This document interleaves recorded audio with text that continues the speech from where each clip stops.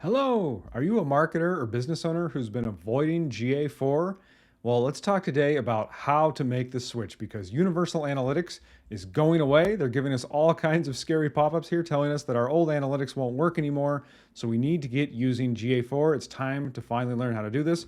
I've broken it down for you. Let's go over that. Yeah, we've been getting lots of emails. Our clients have been getting lots of emails really scaring us about Universal Analytics is going away. Let's talk about GA4. A little bit about me. My name's Egan. I own a digital marketing agency. We've got two brands. Get Found Madison is for local businesses, and Caravan Digital is for e-commerce companies. We've actually been one of the top ranking SEO agencies in Madison. I also have a team of 5 digital marketers. I've taught boot camps, workshops, courses, all kinds of things, and I'm happy to be talking about GA4 with you today. So why use analytics? Why even bother with this at all? In general, we want to measure our marketing performance. We want to find what's working. We want to find what's not working and fix it, right? And we want to answer questions you have about how people are using the site. We want to find ways to improve our website and our funnels. And yeah, so let's talk about what's changed then from Universal Analytics, the old one, GA3 or UA, to GA4. So in terms of what's changed, this is a completely different data structure, and the data collection logic is different. Everything's built around users and events rather than sessions before. A session was, someone browses your site, looks at a couple pages and leaves, right? Event-based model that processes user interaction as a standalone event. So page view is just one kind of event now. And then in the past, it sort of grouped user interactions within a session in a time frame. Now it's just sort of event-based. So here's a kind of a comparison side by side. The old one was really session-based. This one is more event-based and user-based in GA4. There wasn't a lot of cross-device, cross-platform reporting. We're hoping this is just going to get better and better on GA4 because obviously people are on their phones, people are on their tablets, people are on their desktops, and one person, one user could have different devices. We want to track that, right? There's limited automation in the past. In the future, there's going to be more and more machine learning and insights and discovery. So that's exciting. How do we make the change? So here's kind of the migration guide. We want to get the property set up and the tracking code running. I recommend we map out our conversions that we want to track. Then we set up events and conversions inside GA4. There's some other settings to look at as well.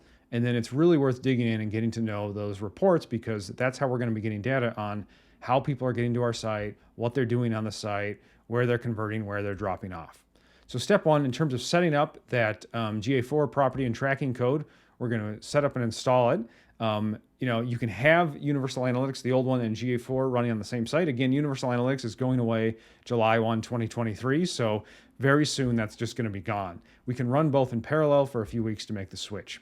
We like to use Google Tag Manager to add our GA4 code. And one reason is Google Tag Manager can be the place where all your tracking codes live. Rather than being on the back end of a website or your developer or someone else handles it, you can see everything face up. And so when you're running tracking code for Google ads or Facebook and Instagram ads with the Metapixel, maybe you're doing other things too like Bing ads or LinkedIn ads, all of that can live in one place and you can see what pages your tracking code is on and what triggers fire different codes. So we also recommend you connect your GA4 account with, say, your Google Ads account. If you're using Google Looker as a way to build dashboards, if you're using Google Search Console, which we recommend to get your SEO data, and then obviously if you are selling products, you may have Google Merchant Center account as well. So in terms of setting up and installing GA4, you just create a new web property. Google Analytics will be very in your face about prompting you to do that. You create a web stream and you can see that there's a chance to do it for apps and a chance to do it for websites. Part of the idea behind the change here is that big companies that have apps and websites can see everything all in one place. For us today, we're just talking about websites, so we're going to do a web stream. And inside that stream, we're going to set up enhanced measurement. So click the little gear and check the boxes for everything. Now, out of the box, GA4 is going to be tracking not just page views, but also scrolls, outbound clicks, site search, video engagement, potentially file downloads, and form interactions, which is really exciting. We used to need a tool like Google Tag Manager to help us do that. So option A is set up and install GA4, the actual code with Google Tag Manager. That's our recommendation. You can see inside Tag Manager, here's the code. It's going to fire on all pages. Here's kind of what that looks like inside of Tag Manager or GTM. We put in our measurement ID. I set that as a constant in there so I can reference it multiple times in different tags. You can also just paste in, the letters and numbers. That's fine. And then it triggers on all pages. You can do this manually too. So if you are able to just access, the code for your site, go ahead and just copy this and make sure it's high up in the head tag on all your pages, or have a developer do this as well. Another option is just, if you are on a content management system, say Shopify, WordPress, Squarespace, Wix, Webflow, whatever you're using, oftentimes there's a way to just insert the GA4 ID right inside there. So look for that if you prefer to do it that way. Even when this is an option, sometimes we will opt for option A. We like Google Tag Manager. We like everything in one place, but it's up to you. Step 2, make a conversion map. Not a lot of people are talking about this. This is something we've kind of pioneered in our agency, and we have this for our own websites and for all our clients. So what this looks like is a Google Sheet, and I will link to this in the video if you want to see it, so you can have a template you can copy. But basically, in the leftmost column, we list out the conversions. So we go through our website and we say, what actions do we want to track, right? We may specify what page that's on, and then we'll set up actual Google Tag Manager triggers. We'll set up, actual GA4 events, and then make sure we've got those marked as conversions. And then we could go across this template as well and say, mark this as a Google Ads conversion, Facebook ad conversion, Bing ads, LinkedIn, whatever we're doing. But we really want to map it out because there's a number of things on your site. People may be able to fill out your contact form. They may be able to sign up for an event or buy something. Maybe you just want to get people on your email list. Maybe they can click to call or email you. All of those are things you can, and I would argue should track. So map that out first, and then make sure you're tracking it in Google Analytics 4, Google Ads, Facebook ads, etc. Go across the list and make sure every action is being tracked everywhere it needs to. So here's an example, right?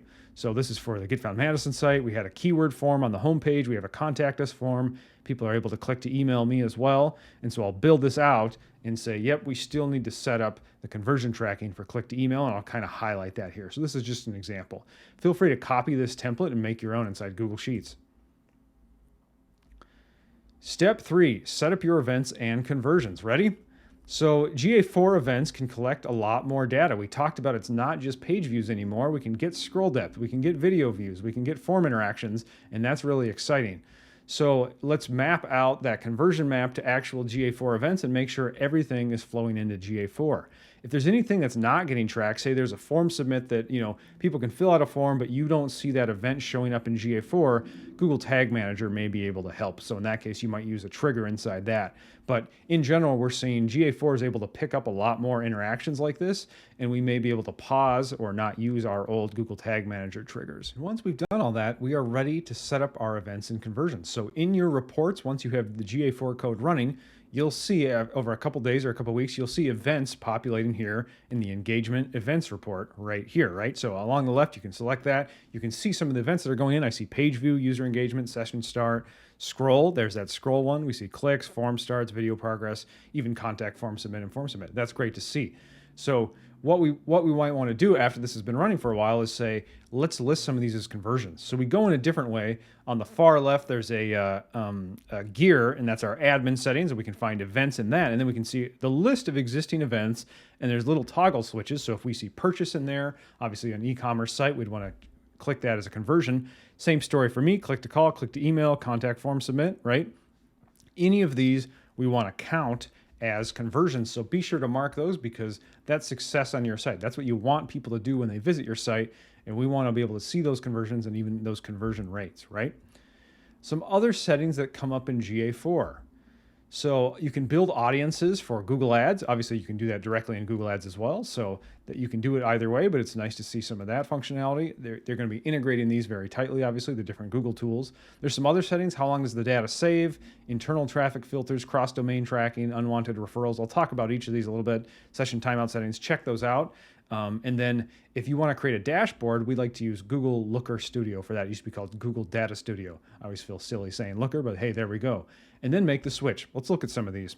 So again, we're under the gear and we're going to data settings, data retention. By default, it's only 2 months. It's 2 months. It's only keeping user and event data retention, or it's only keeping those events for 2 months. That's not long enough in my view. So go in here and change this to 14 months and save that. How about internal traffic? You can filter that out by IP address and so on. Do that same thing within data filters here. Cross-domain tracking. So you may have multiple domains, or maybe you're using a subdomain and you want that all to be tracked in one GA4 property. This is how you would do that. Sometimes people will have maybe a separate shop domain or an event domain or something like that. Make that all one GA4 property if that's appropriate, and you can do that inside here. And this is all in the admin settings, configuring the domain. Unwanted referrals, a big one I see on this is, say if people can pay with PayPal, the site may hop you out to PayPal and then return you back to the website. So you may want to list PayPal as a referral exclusion, essentially. So you can list out, you can go to show more settings under your property here, and then list that as an unwanted referral. That way it won't count that as those, it's like New York Times or whoever with a link to your site. It's not actually someone clicking from another site to yours. It's really, that was all one session. We want to count that as one thing. Step 5, get to know your new GA4 reports. I would argue once you're set up, this is really the most time-consuming part because the reports are very different. That's what I'm hearing from a lot of people of, I don't know what I'm looking at in there. I was finally getting used to Universal Analytics, or I've been using Google Analytics for years, and GA4 looks totally different.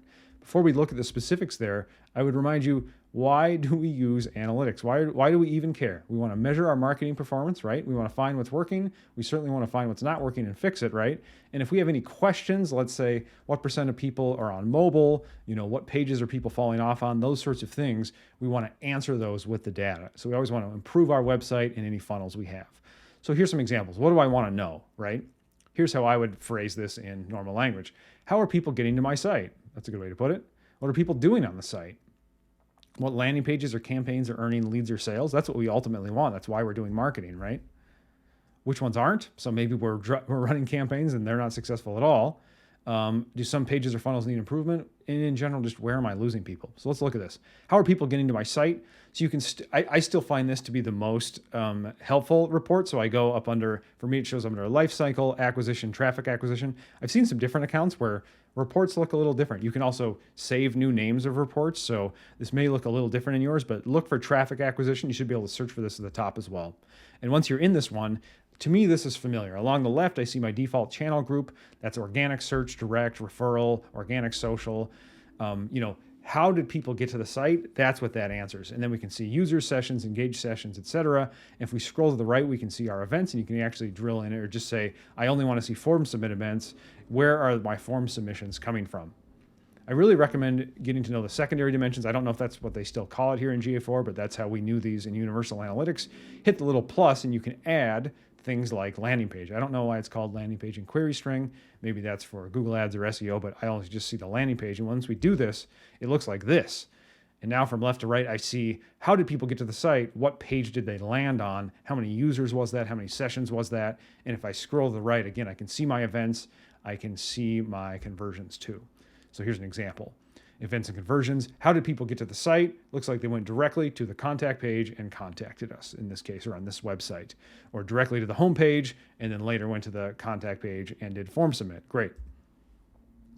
You may want to look at it the other way. So there's also landing page. I see this one under engagement, landing page, and you can add that secondary dimension of source medium. Notice source medium is a little more specific than default channel grouping. So there are different search engines. So we could see Google organic, we see Bing organic in here, but those are all grouped just under organic search inside default channel grouping. If I want to drill in a little more and say, okay, people are finding us through Google or Bing, or maybe if it's social media traffic, I want to see it specifically, it's Facebook, it's Instagram, it's Pinterest, whatever that is, I can drill in this way and I can see they're landing on this page, they're coming this way from, wherever they were before, this is how they got to the site. And then again, I can scroll over, are we getting any leads out of this? I like this engaged sessions and engagement rates. So they define engaged sessions as number of sessions that lasted longer than 10 seconds, had a conversion rate event, or had 2 or more screen or page view events. That's great. And so you can actually see in your reports by engagement rate, this is a great way to answer that question. What pages are working? Which ones are not? Where am I losing people? So here's an example. I might dig into the tech as well. So I can go under user, tech details. I see the browser here, and then I add device category too, because I just want to know, is this desktop, is this mobile, is this tablet, right? So I see this Safari in-app, and I notice my engagement rate is low on this website on these. So I think Safari in-app, this is usually say someone's using Facebook or something like that, maybe they click something and it kind of opens that view inside the app itself. So it's not like they're actually using Safari on their phone. It's more like they were in Facebook and they looked at, a website or something like that. I can see the engagement is a little lower. Now I might think through, someone might be in a different sort of mental state when they're doing that. They may not be browsing like they would be on desktop. They're just kind of scrolling through looking at things. So maybe I don't expect the engagement to be as high, but this is something to potentially look at and say, okay, we've got a problem here. So we recommend watching for a couple weeks if you've got both running. Again, assuming this is before July 1, 2023. If you're watching after that, you just need to go right to GA4, obviously, right? Make sure your revenue and product data is flowing in if you're doing e-commerce, right? And then just kind of compare the two. You're not going to see things to be exactly the same. There are some differences we've listed out here, but in general, GA4 is what we're using going forward. So we kind of need to get used to that and just do a gut check of, in general, users, sessions, conversions, are these roughly the same numbers? If you have e-commerce reporting, there is special setup required. There's no more e-commerce versus enhanced e-commerce tracking, though. It's just e-commerce. And if you're using something like Shopify, they're pretty good about it so far. Of you just plug in that ID and this data flows in. I do like the look of the user purchase journey here. You can play with this one.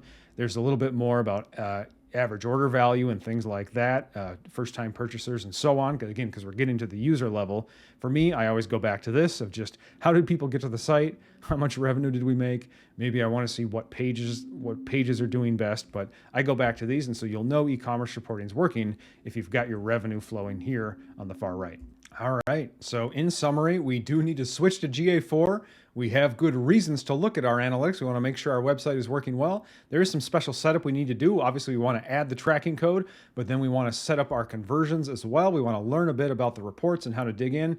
And there's some default settings we may want to go in and change as well. There's always more to learn as well, so dig into custom reports. GA4 is really driving us to kind of dig in and build our own right now. There are some default reports out of the box. What I'm hearing in general is people are not finding them useful. They're not finding them familiar. That's been my experience as well. So it's really worth digging in there. We want to learn how to add columns to our reports. It's good to dig into that user flow analysis to just kind of see how are people going through the site. It's quite different than Universal Analytics, so it's good spending some time with that. I recommend creating dashboards with Google Looker Studio. We certainly do this for our clients. And then I always recommend Google Tag Manager. It's just a great tool. Keep all your tracking code in one place, whether that's GA4 or for any ads you're running on Google, Facebook, Instagram, Bing, LinkedIn, etc., etc. If you're interested in learning how to do all of this and more, I've got an advanced analytics and tracking course. We sell it for just $47. I'll include the link in the description if you want to check it out. But all those things I listed, in terms of Google Tag Manager, keeping your tracking code in one place. Let's send the lead or the purchase data back to any ad platforms we're running, and let's build dashboards. And then let's learn to dig into those GA4 reports even more and learn a little more. All of that is covered in there for just $47. So click the link, check it out. Would love to see you on the inside of that. But that is lifetime access to this on-demand training. You can just log right in and learn these things. This is how I train my team. This is the sorts of things we look at with our clients. Thought this would be useful, so check it out. If you want us to just do this for you, we have done for you services. We set up GA4. We obviously set up all your conversions and so on. We set up your conversion tracking for any ads or make sure that's working correctly. Make sure revenue is flowing in. Make sure you're getting leads back in to close the loops. You don't just see clicks and impressions when you run ads. You actually see conversions. That could be leads or purchases. And then we build you a marketing dashboard so you can see your key performance indicators, your KPIs in one place. We do this as a one-time service for $500, so feel free to reach out if you would just like us to handle it. You can reach me at Egan, E-A-G-A-N, at getfoundmadison.com. I hope this has been a helpful primer on GA4 of what's different, what you need to do, how you can get to know it. And yeah, would love to see you in the course, or if you need help, feel free to reach out. Happy marketing.